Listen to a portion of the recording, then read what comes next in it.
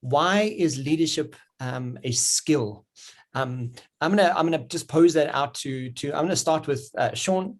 Why is leadership a skill? And if we listen to everything that all the speakers have spoken about, there's definitely self-development involved. There's definitely that time management and getting yourself into habit form processes. But give us some insight from that, Sean.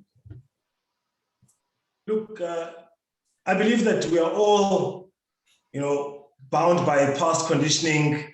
We're bound by, limiting beliefs. Cultural barriers hold us back because of someone else's perception and thinking about how our lives should be. Leadership is about taking oneself forward in your dreams or your plans or the ambition that you have for yourself. And the skill of leadership is really being able to break through those barriers, being able to break past those limiting beliefs and setting up your own values, your own beliefs, developing your own mission statement. And the skill of being a leader or self-leadership is really about being able to take oneself forward. And I think that's why leadership is such an important skill, because you need to be able to take yourself forward before you can lead others forward. And in leading yourself forward means breaking past those limiting beliefs and developing beliefs that reflect your values. Sure. Mavis, so I mean, on that point, thank you, Sean. So is it fair then to assume, is it fair to say that leadership is for everyone? It's a thing everyone needs to learn. It's a thing everyone needs to be doing. As long as you're alive, you need it.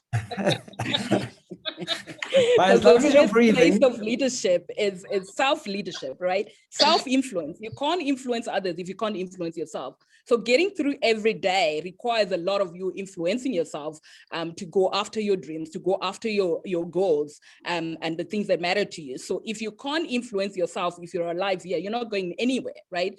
You're not getting anywhere. You're not doing the things that matter to you. You will be miserable. So leadership is for everyone. As long as you're alive, you need to learn how to influence yourself, but also more so influence other people. So Mavis, must ladies think like men to be leaders out there? Must they behave like men? No, not really. No. I don't think we can ever think like men. I think we have to think like women. There's a reason why there's a woman and a man, right? If God wanted all man, he would have created all man. So for me, thank goodness we have to think like women, but we can still influence, we can still lead, from where we are, from our own, gender, without necessarily having to, become more masculine. We can lead with femininity and be great with that and feel good with that and bring our influence and our voice onto the tables on the things that really matter to us. So there is need for us to have the different genders. So let's focus on what do women bring? What do men bring? It's not a competition. Agree. I see Greg's hands raised. Greg? Yeah, Greg, I just want to preface that, please will you then, from this conversation, then lead us into our next speaker who is going to be up shortly, but off to you first. Yeah, so it's a question that struck me when Leadership for Women as a program was released and developed, is what's the difference? I mean, leadership is leadership. So I think the question for me was always, so why the difference? And then I went through the program in detail, and I realized that there are two main components there.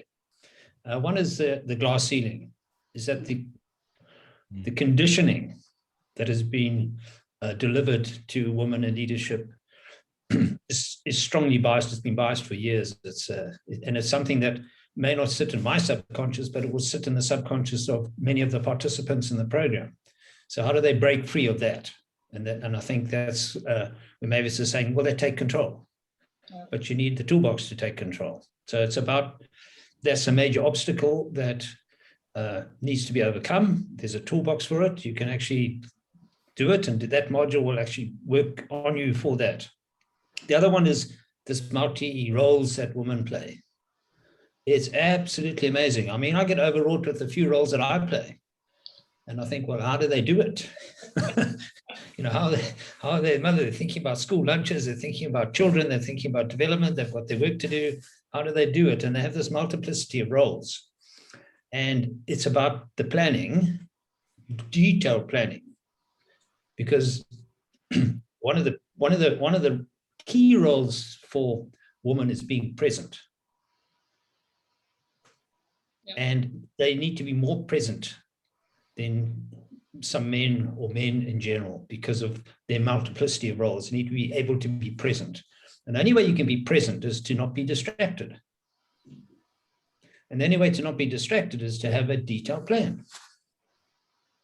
And I think that, and that's what it's all about, is actually, if you can have those tools, have a detailed plan. If it's in the plan, what am I worried about? I'm not having these open windows.